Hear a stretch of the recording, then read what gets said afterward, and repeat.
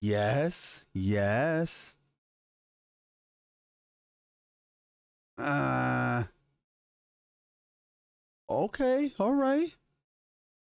Ugh. Okay, all right. You know what? Let's hit them streets.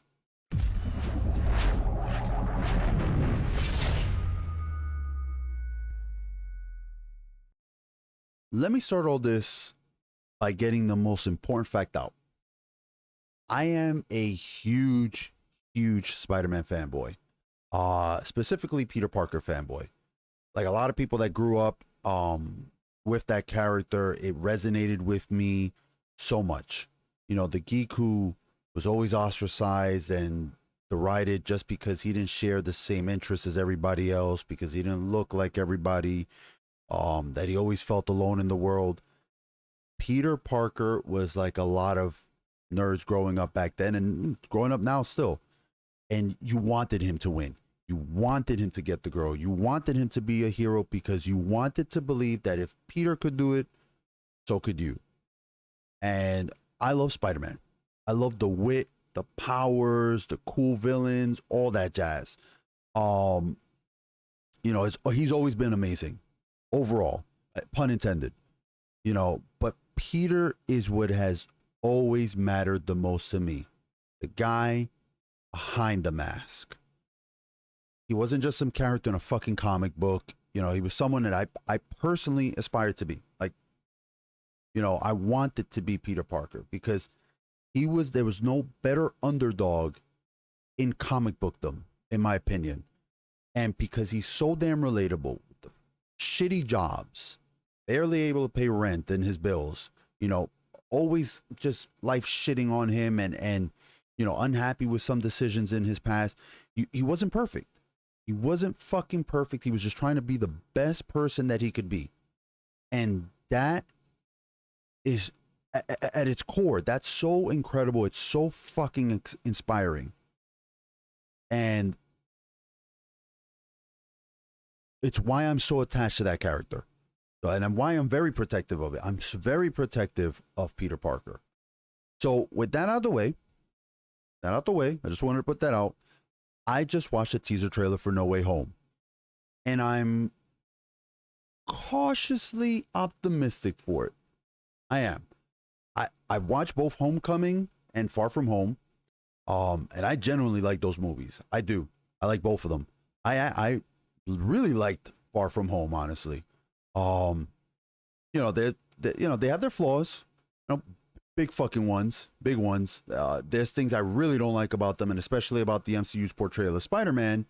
And I'll get into that a little later into the video. I first want to still talk about the teaser trailer and why I'm still kind of a mixed bag about it all, but why I'm still leaning towards yeah instead of boo, fuck this. No, I'm leaning towards the yeah. So the trailer we watch it is cut into three parts. It starts off with the repercussions of Peter's identity being revealed. Him asking Doctor Strange to help him fix the mess that Mysterio made of his life, and then the craziness of what looks to be the multiverse unraveling in some manner, and all the crossover stuff that we're chomping at the bits to get. And I fucking love crossover stuff. Like, I'm a huge fan of any type of big.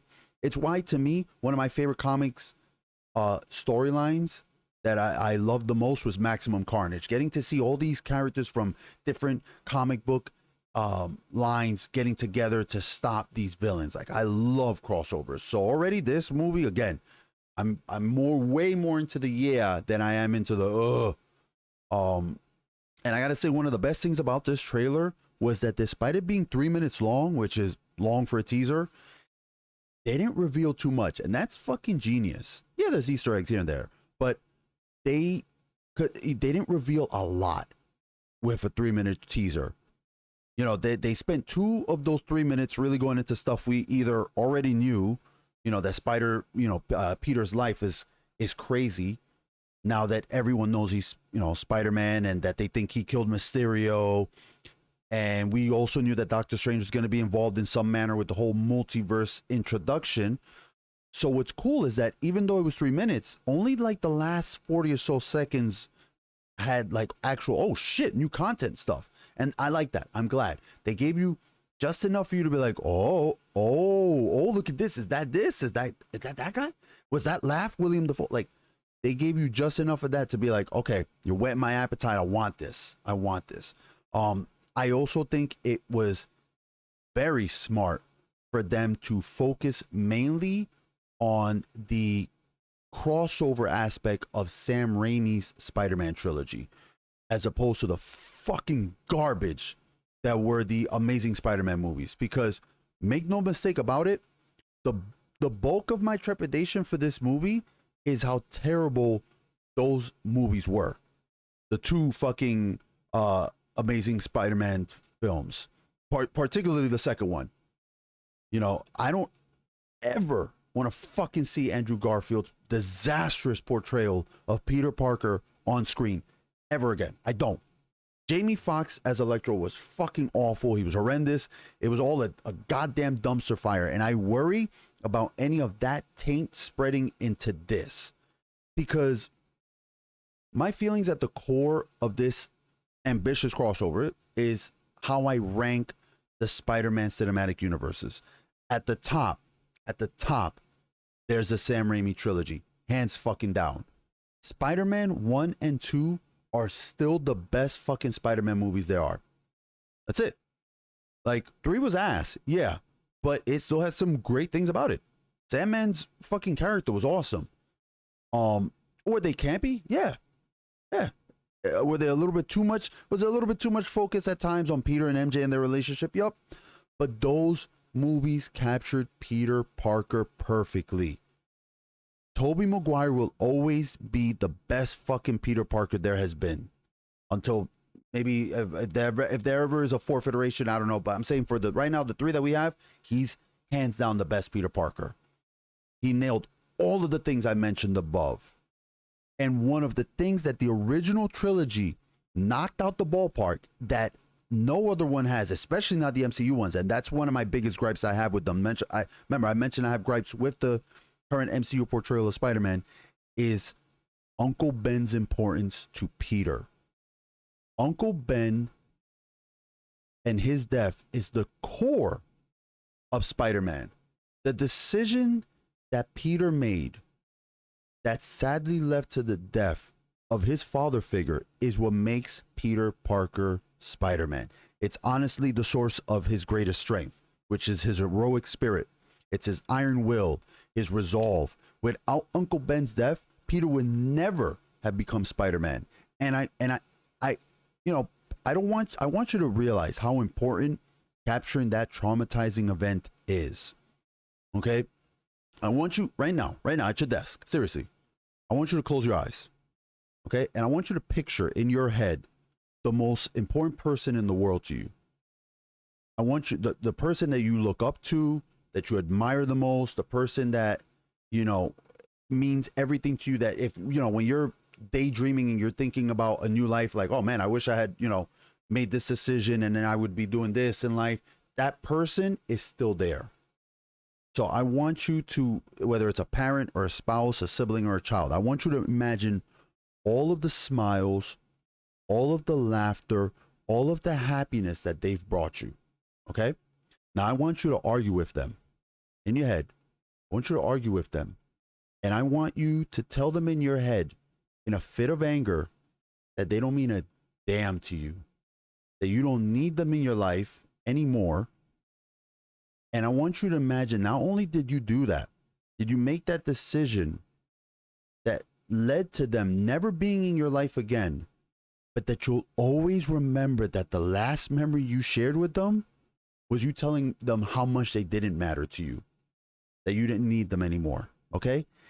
That fucking trauma, that pain is what makes Peter Parker Spider-Man. Okay? It is the most important thing, and it is something that the Sam Raimi trilogy captured perfectly. And the MCU has fucking dropped the ball with it.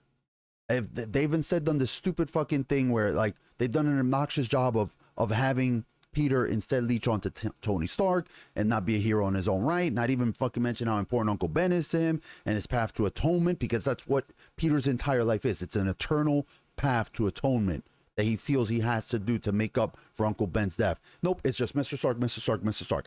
I can't fucking stand that. Now, I still enjoy the new movies. I still enjoy them. You know, I think that the Vulture and especially Mysterio, especially Mysterio, were done so fucking well that they blow their comic book counterparts at times right out the water. Like Mysterio, I think Jake Gyllenhaal's portrayal in Far From Home of Mysterio is on the same tier, if not at times better than Alfred Molina's legendary Dr. Octopus portrayal. So I don't want you to think I hate the new movies. I don't. I like them. I just love the original trilogy. There's that difference. I like the new ones, but I love the original trilogy. So if I take the love that I have for the original trilogy and I balance it out with the hate that I have for Amazing Spider-Man, for the two movies, and I mix in my overall positive feels that I have for the MCU Spidey, it's why I'm coming out of this more cautiously optimistic. My real hope is that they take this opportunity to have older Peter, Tobey Maguire, take younger Peter, Tom Holland, and show him that he doesn't need the whole Tony Stark stuff. He doesn't need all that crap. To realize that he is a hero in his own right and stop trying to live up to Iron Man. Stop it. Stop it, MCU. I get it. Robert Downey Jr. was your fucking figurehead. I get it, but enough. Like, it's fucking annoying. And if Andrew Garfield is in this movie, if he is, I know he's been saying, "Oh, I'm not in." Bullshit. Actors fucking lie all the time. If he is in this movie, I hope his Spider-Man gets whacked immediately. I'm not fucking joking. Seriously, I want that Spider-Man purged from the Spider-Verse, the multiverse, whatever the fuck you calling it. I don't want that character there. I want it gone. But I think what we're gonna really get is we're finally gonna get a version of the Sinister Six on screen. A lot of people have said that, and it's probably gonna take like 3 Spideys to stop it. Now, there's still some room for them to put in plenty of surprises. You know, are we gonna see a Spider-Gwen? Are they gonna make a way for like the symbiote to be brought over to the MCU Spidey? You know, like, I mean, there's a lot of possibilities. And again, I'm cautiously optimistic. I'm not like hyped, like, oh, but I am looking forward to this movie. I think we're gonna get a real trailer come probably late October or November that will whet our appetites even further. And if we do get a Sinister Six movie, if we get a portrayal of the Sinister Six, I'm stoked, because every movie has really been about a group of heroes fighting a singular villain. The only time that we had like a group of heroes fighting a group of villains were in the X-Men movies. And those movies had, you know, there were some, don't fucking kid yourselves. The more recent X-Men movies fucking blow, but X-Men 1 and X-Men 2 was fucking amazing.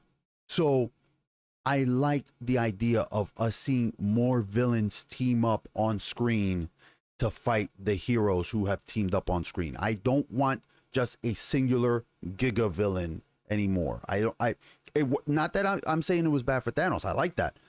It worked for Thanos. But moving forward, we gotta spread it out a little bit, because now you're left with that huge gap of, wow, this villain was amazing, and we need to try to fill in his shoes. The same way I've always said in a lot of other things, how like Tywin Lannister for Game of Thrones, his death really altered where that show went.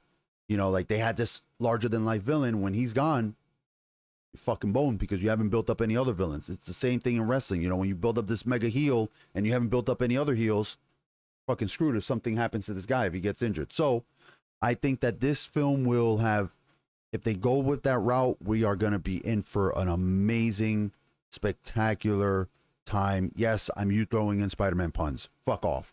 I want to throw it. I said I'm hyped. Not hyped. I'm cautiously optimistic. So yeah, I'm gonna throw in some damn Spider-Man puns. But this has been the NYC Geek.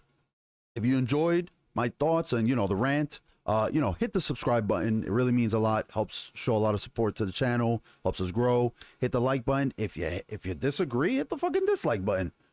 Hit it. Leave a comment. I will engage with you. I will respond to it. So I'd love to hear from you guys, and we can discuss it. And I will see you guys next time. Take care of yourselves and be safe.